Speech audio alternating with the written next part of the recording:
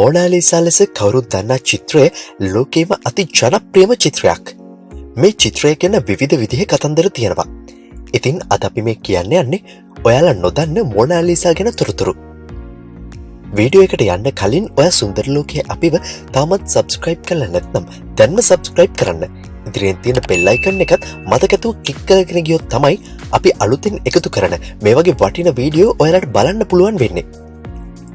Mona Lisa ලෙස කවුරුත් දන්නා චිත්‍රය ලෝකේම අති ජනප්‍රියම චිත්‍රයක්. ඉතාලි ජාතික ලියනාඩෝ ඩාවින්චි තමයි මේක ඇඳලා තියෙන්නේ. ඩාවින්චි කියලා කියන්නේ ඉතාලි පුනර්ජීවන සමයේ ඉඳපු සම්භාව්‍ය චිත්‍ර ශිල්පියෙක්.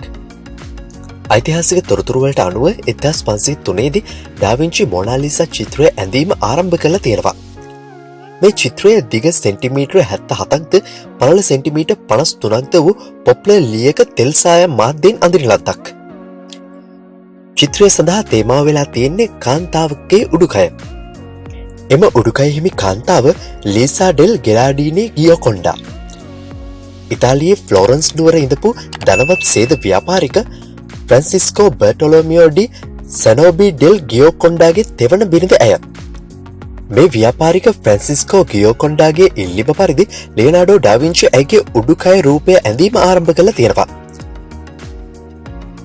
ලීසා ඩෙල් ගෙරාඩීනි 1479 ජූලි මාසයේ 15 වනදා ෆ්ලෝරන්සියේ උපත ලැබලා තියෙනවා. ඇය වයස අවුරුදු 16ක් වන විට ඒ කියන්නේ 1495 මාර්තු 15 වෙනිදා විවාහ වෙලා තියෙනවා. ඒ වෙනකොට ඇයගේ ස්වාමියාට වයස අවුරුදු 37ක්. ෆ්‍රැන්සිස්කෝ ගියෝකොන්ඩා කියලා කියන්නේ 1458 දී උපත ලැබපු කෙනෙක්. ලියනාඩෝ ඩාවින්චි 1452 දී ෆ්ලෝරන්සියේ උපත ලැබලා තියෙනවා. මොනාලිසා චිත්‍රය නිර්මාණය කිරීම ආරම්භ වෙලා තියෙන්නේ 1503 දී කියලා මං කිව්වනේ. එතකොට ඔහුගේ වයස අවුරුදු 51ක්. චිත්‍රයේ සිටින ලීසා එවකට වයස අවුරුදු 24ක යෞවනියක්. ලීසාගේ සුන්දර සිනහව සිත රඳවාගෙන ඩාවින්චි ඇය සිත්තම් කිරීම ආරම්භ කළා තියෙනවා. මේ අවස්ථාව දුටු දෙදෙනෙක් ඉන්නවා. ඒ දෙදෙනාම තම දිනපොතේ ඒ සිදුවීම සටහන් කළා තියෙනවා. ඉන් එක් අයෙක් ඔගස්ටිනෝ වෙස්පුසර්. ඔහු එවකට රජයේ ලිපිකරුවෙක්. ඩාවින්චි විසින් ලීසා ඩෙල් ගියෝකොන්ඩාගේ චිත්‍රය අඳිනවා. ඒ හිස සම්පූර්ණයෙන්ම නිම කළා තියෙනවා. ඒ ශරීරය තාමත් රළු අයුරින් පවතිනවා. ඒ ඔහුගේ සටහන. එනම් චිත්‍රයේ එවිට අසම්පූර්ණ බව තමයි ඒකෙන් කියවෙන්නේ. ලතින් බසින් ලියන ලද ඔගස්ටිනෝ වෙස්පුසීගේ දිනපොත ජර්මනියේ හයිඩෙල්බර්ග් සංසවියේ ඉපැරණි පොත් එකතුවක තිබිලා මෑතකදී හොයාගෙන තියෙනවා. චිත්‍රය ඇඳීම දැකලා ඒක සටහන් කරපු අනිත් කෙනා වෙන්නේ ඩාවින්චිගේ මිත්‍රයෙක්. ඔහු චිත්‍රකලා විචාරකයෙක්. ඔහුගේ නම වසාරි ජියෝ. මේ ලීසා ඩෙල් ගෙරාඩීනිගේ උඩුකය චිත්‍රයට මොනාලිසා ලෙස නම් තැබුවේ වසාරි. ඉතාලි බසින් මොනා කියන්නේ මැතිනිය. මයිලේඩි මැඩම් කියන අර්ථය. ඒ අනුව ලීසා මොනාලිසා වෙලා තියෙනවා. ඒත් තවමත් සමහරුන් මෙම චිත්‍රය ඇගේ නමින් ඒ කියන්නේ ගියෝකොන්ඩා ලෙසද හඳුන්වනවා. වසාරි ජියෝට අනුව චිත්‍රය ඇඳීම ඩාවින්චිට පවරා තියෙන්නේ ලීසාගේ ස්වාමියා විසින්. සිව්වසරක් චිත්‍රය ඇඳීමේ නියැලුණු ඔහු එය අතහැර දැමුවා කියලා වසාරි ලියා තියෙනවා. මේ අනුව චිත්‍රය පිළිබඳ තොරතුරු ලියූ දෙදෙනාට අනුව මොනාලිසා චිත්‍රය කියන්නේ අසම්පූර්ණ චිත්‍රයක්. ඒ චිත්‍රකලා විචාරක වසාරි විසින් ඩාවින්චි අඳිමින් සිටි ලීසාගේ මුහුණු වර්ණනා කරලා තියෙන්නේ මේ විදිහට. දෙනෙත් තුළ බැබලීම සහ තෙත් ගතිය තියෙනවා. දෙනෙත් වටා වූ ඇස්පිහාටුද සියුම්ව දක්වා තියෙනවා.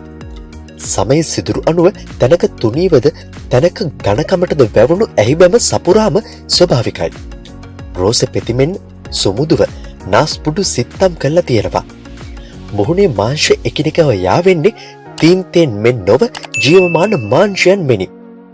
ඇගේ උගුරට ළඟ වී බැලුවහම නාඩි ස්පන්දනය සිදුවන බව ස්ථිරවම පවසන්න පුළුවන්. වසාරිගේ තොරතුරු වලට අනුව මේ චිත්‍රය අසම්පූර්ණව අතහැර දමලා තියෙන්නේ ක්‍රිස්තු වර්ෂ 1507 දී වෙන්න ඕන.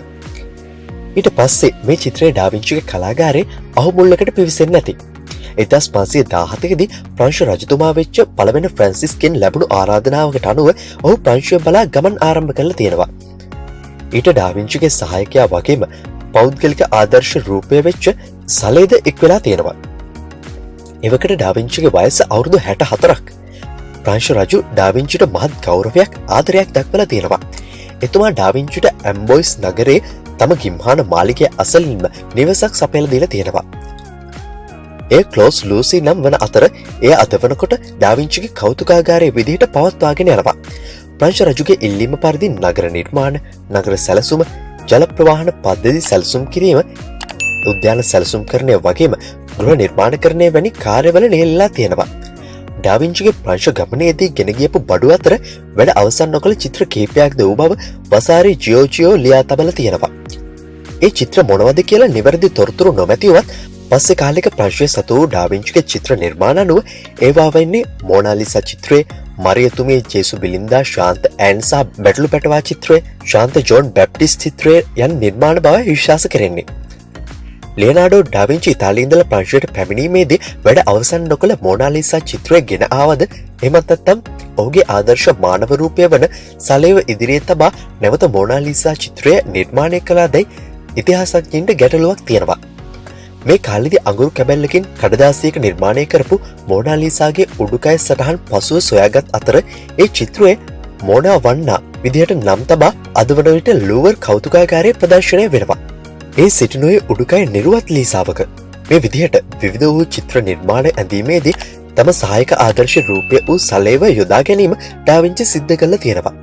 ඒකට කදිම උදාහරණය ප්‍රංශ ක්ලේස් ලූසි නිවසේදී නිර්මාණය කරපු ශාන්ත ජෝන් බැප්ටිස් චිත්‍රය. ඊට සලේගේ ආදර්ශය යොදාගෙන තියෙනවා. කොහොමුණත් ප්‍රංශය ක්ලෝස් ලූසි නිවසේදී අප දන්නා මොනාලිසා චිත්‍රයේ වැඩ නිම කිරීමට ඩාවින්චි කටයුතු කරලා තියෙනවා. ඉතිහාසඥයින් චිත්‍රකලා විචාරකින් පවසන්නේ ලිසා ගෙරාල්ඩීනි ඉදිරියේ තබාගෙන නිර්මාණය කරපු ඒ වගේම වසාරි ජියෝජියෝ විසින් මොනාලිසා ලෙස ආමන්ත්‍රණය කළ නිවැරදි චිත්‍රය තවමත් අතුරුදන් කියලා. 1519 මැයි මාසේ 20 වෙනිදා මේ මහා කලාකරුවා සදහටම දෙනෙත් පියාගත්තා. ඒ ප්‍රංශයේ ක්ලෝස් ලූසි නිවසේදී. එවකට එතුමාගේ වයස අවුරුදු 67ක්. ඒ අවස්ථාවේදී ප්‍රංශ රජතුමා ඩාවින්චි අසල ඉඳලා තියෙනවා. ඔහු මියගොස් ඇත්තේද රජුගේ දෑතෙහි. මේ මහා කලාකරුවා ප්‍රංශ රජු පළවන ෆ්‍රැන්සිස් විසින් දක්වන ලද ගෞරවය පැහැදිලි වෙනවා. ප්‍රංශයේ 14 වන ලුවී රජතුමාගේ කාලයේදී ප්‍රංශ ඉතිහාසඥ ඇන්ඩි ෆෙල්බියන් ඒ සිදුවීම ලේඛනගත කරලා තියෙනවා. ඒ වගේම ප්‍රංශ චිත්‍රශිල්පී ජීන් ඔගස්ටේ විසින් ඩාවින්චිගේ මරණය චිත්‍රයට නගලත් තියෙනවා. එහි දක්වලා තියෙන්නේ පළවන ෆ්‍රැන්සිස් රජුගේ දෑත මතදී අවසන් හුස්ම හෙළන මෙම චිත්‍ර ශිල්පියා. ඩාවින්චිගේ මරණයෙන් පස්සේ මොනාලිසා චිත්‍රයට මොකක් වෙන්නේ නැද්ද? අපි ඒ ගැන හොයලා බලමු. ඩාවින්චිගේ මරණයෙන් පස්සේ මොනාලිසා චිත්‍රය ඩාවින්චිගේ සහායක සලේ විසින් ප්‍රංශ රජු වෙච්ච පළවන ෆ්‍රැන්සිස්ට ලබා දීලා තියෙනවා. ඒ වෙනුවෙන් ප්‍රංශ රජතුමා සලේට රන්කාසි පෙන්නමල තියෙනවා කියලත් සඳහන් වෙනවා. ඒ අනුව මොනාලිසා ප්‍රංශයේ වර්සෙල්ස් මාලිගයේ සතු වෙලා තියෙනවා. වර්සෙල්ස් මාලිගයේ නෘත්‍ය ශාලාවේ බිත්තියක මේ චිත්‍රය ස්ථාපනය කරලා තියෙනවා. ක්‍රිස්තු වර්ෂ 1789 දී ප්‍රංශ විප්ලවය සිද්ධ වුණානේ. එහිදී 16 වන ලුවී රජු විප්ලවවාදීන් අතින් ඝාතනය වෙලා තියෙනවා. වර්සෙල්ස් මාලිගයේද විප්ලවවාදීන් යටතට පත් වෙලා තියෙනවා.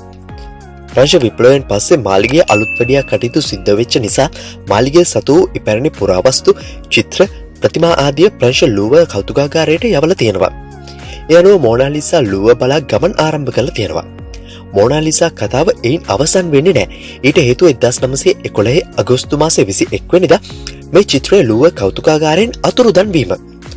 අගෝස්තු 21 වන සඳුදා ලූවර් කෞතුකාගාරය වසා තබන දවසක්. එදින එහි ඇතුළු වෙච්ච පවිත්‍රතා කම්කරු වින්සෙන්සෝ පෙරුගියා මේ චිත්‍රය එහි ආරක්ෂිත ආවරණයෙන් ගලවාගෙන පලා ගොස් තියෙනවා. එය ඔහුගේ මහල් නිවාස කාමරයේ සංගවලා තියෙනවා. පොලිසිය සහ ලූවර් කෞතුකාගාර නිලධාරීන් චිත්‍රය නැවත සොයාගන්න මහත් වෙහෙසක් දරලා තියෙනවා. චිත්‍රය සොරාගත් වින්සෙන්සෝගෙන්ද ප්‍රශ්න කර කට උත්තර ගෙන තිබීමද විශේෂත්වයක්. වසර දෙකක් යනකම් මොනාලිසා පිළිබඳ කිසිදු තොරතුරක් ලැබිලා නැහැ. 1913 දෙසැම්බර් මාසයේදී ඉතාලියේ ෆ්ලෝරන්ස්හි සිටි පුරාවස්තු එකතු කරන්නෙකු වගේම පුරාවස්තු ප්‍රදර්ශනාගාරයක හිමිකරුවෙකු වෙච්ච ඇල්ෆ්‍රෙඩෝ ගෙරීට ලිපියක් ලැබිලා තියෙනවා. ඊට අත්සන් කරලා තියෙන්නේ ලියනාඩෝ ලෙස. ලියනාඩෝ ඩාවින්චි සොරකම් කළ චිත්‍රය මා සතුය. ලියනාඩෝ චිත්‍රය අලෙවි කිරීම අරමුණ විය. එහි චිත්‍රයේ වටිනාකම් පිළිබඳව ඉතා හොඳින් දැන සිටි ඇල්ෆ්‍රෙඩෝ ගෙරි එම තොරතුරු කලාගාරයේ අධ්‍යක්ෂක වෙච්ච ජියෝවනි පොගීට දැනුම් දීලා තියෙනවා. ඊට පස්සේ ඉතාලි සහ ප්‍රංශ පොලිසිය එකතු වී චිත්‍රයේ ගැනුම්කරුවන්සේ පෙනී සිටමින් වින්සෙන්සෝ පෙරුගියෝ නම් වෙච්ච මොනාලිසාගේ චිත්‍රය සොරා අල්ලාගෙන තියෙනවා. පස්සේ සොරාගේ ප්‍රංශ මහල් නිවාස කාමරේ සෝදිසි කිරීමෙන් මොනාලිසා නැවත සොයාගෙන තියෙනවා. ඒ අනුව 1913 දෙසැම්බර් මාසයේදී නැවත චිත්‍රය ලූවර්හි ප්‍රදර්ශනයට එක් වෙලා තියෙනවා. මරණයෙන් පස්සේ ලියනාඩෝ ඩාවින්චිගේ ඉල්ලීම පරිදි ඔහුගේ දේහය ප්‍රංශයේ ඇම්බොයිසි ශාන්ත ෆ්ලොරන්ටීන් දේවස්ථානයේ සොහොන් ගැබක මෙහිදන් කරනු ලැබුවා. ප්‍රංශ විප්ලවයෙන් පස්සේ මේ දේවස්ථානයේ විප්ලවවාදීන් අතින් විනාශ වෙලා තියෙනවා. ඒ අනුව ඩාවින්චිගේ සොහොන් ගැබද අනන්‍යතාවය තහවුරු කළ නොහැකි එකක් බවට පත් වෙලා තියෙනවා. ඩාවින්චිගේ සහ ලීසාගේ කතාව ඉන් නිමාවට පත් වෙන්නේ නැහැ. 1863 දී ප්‍රංශ ජාතික කෞතුකාගාර පර්යේෂක අර්සෙන් හෝසේ මහතා ඩාවින්චි නැවත සොයා ගැනීමට පර්යේෂණ ආරම්භ කළා තියෙනවා. ඒ අනුව කැණීම් මගින් ඩාවින්චිගේ සොහොන් ගැබ හඳුනාගෙන එහි තිබිච්ච අස්ථි කොටස් ගොඩගෙන තියෙනවා.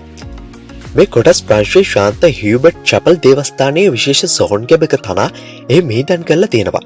වර්තමානයේදීද ලියනාඩෝ ඩාවින්චි නම් වූ ඒ මහා සිත්‍රාගේ සොහොන් ගේ වෙත පිවිස එහි වූ සොහොන් ගැබ දැක බලා ගන්න හැකියාව තියෙනවා.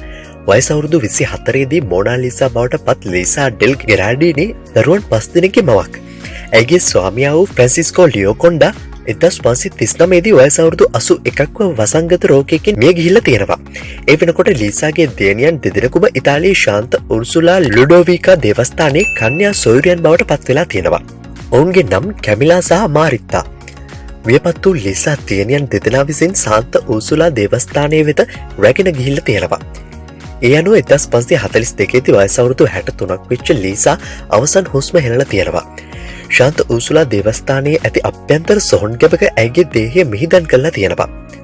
පසු කලෙක ඇයගේ කන්‍යා සොහොයුරියන් වූ දියණියන් දෙදෙනාද ඇය අසලින්ම මිහිදන් කරලා තියෙනවා. ලීසා කතාව අවසන් වෙන්නේ නැහැ. මියගොස් වසර 477කට පස්සේ ඇය යලිත් අපට දැක ගන්න ලැබීම ආශ්චර්යයක්. ද ටෙලිග්‍රාෆ් සංග්‍රහයේ වාර්තාවට අනුව 2011 මැයි මාසයේදී ශාන්ත උර්සුලා දේවස්ථානයේ කැණීම් කරමින් ලීසාගේ සොහොන් ගැබ සෙවීම ආරම්භුවේ පුරාවිද්‍යා පර්යේෂක සහ ඉතිහාසඥ සිල්වනෝ වින්සෙන්ට්. ඒ වෙනකොට කොන්ක්‍රීට් යොදා දේවස්ථාන ශාලාවක් බවට පත් කළ තිබ්බ සොහොන් බිම ඉතා ප්‍රවේශමෙන් පාදා ගනිමින් සොහොන් ගැබ මතු කරගෙන තියෙනවා. ඒ අතර තිබිච්ච දියණියන්ගේ සහ ලීසාගේ සොහොන් ගැබ්ද අනාවරණය කර ගැනීමට පර්යේෂණ කණ්ඩායම සමත් වුණා. කාබන් 14 පර්යේෂණයට අනුව ලීසාගේ අස්ථි කොටස් නිවැරදිව කාලයෙන් නිර්ණය වෙලා තියෙනවා. ඒ වගේම ඇය වයස අවුරුදු 63ක පමණ වූ ස්ත්‍රියක් බවද තහවුරු වුණා. ඇයගේ සහ දෙවියන්ගේ DNA සම්පල් ගැලපීම කළ නොහැකි වුණා. ඒකට හේතුව සොහොන් බිම තෙත් භූමියක් වූ බැවින් අස්ථි බොහෝ දිරා ගොස් තිබීම. ඒත් සිල්වනෝ වින්සෙන්ට් පවසලා තියෙන්නේ මම ඇයව විශ්වාස කරනවා කියලා. තමා සිත්තම් කරන ගුප්ත මද සිනහව සොඳුරු නෙතක බැල්ම සහිත ලීසාගේ චිත්‍රය ලොව ජනප්‍රියම චිත්‍රය වනු ඇතැයි ඩාවින්චි නොසිතන්නට ඇත. තම වතකමල අනාගත ලොව ජනහදවත් වසඟයට ගනු ඇතැයි ලීසා කවදාවත් සිතන්නට ඇතු ඇති. 2019 මැයි මාසේ 20 වෙනිදා ලියනාඩෝ ඩාවින්චි මිය ගිහිල්ලා වයස අවුරුදු 500ක් සපිරුණා. ඒ වෙනුවෙන් පර්ෂිය ලූව කෞතුකාගාරයේ ඩාවින්චි සැමරුම් උත්සවයක් කළා තියෙනවා. සිත්තමකට කොතෙක් දුර යන්න පුළුවන්ද? සිත්තරෙකුට කොතරම් කාලයක් ජීවත් වෙන්න පුළුවන්ද? සියවස් 5කටත් පසුව ඩාවින්චි සහ ලීසා ගෙරාඩිනි තවමත් ජනහදවත් තුළ ජීවමාන වීම කොතරම් නම් පුදුමයක්ද? ඉතින් මොකක්ද ඔයා මේ වීඩියෝ එක ගැන හිතන්නේ? ඔයාගේ අදහස් මතක ඇතුව පහලින් කමෙන්ට් කරගෙන යන්න. වීඩියෝ එකට ලයික් එකක් දාලා මතක ඇතුව තව කෙනෙක්ට බලන්න ෂෙයා කරන්න. එහෙනම් හැමෝටම සුබ දවසක්. අලුත් වීඩියෝ එකකින් අපි නැවත හමු.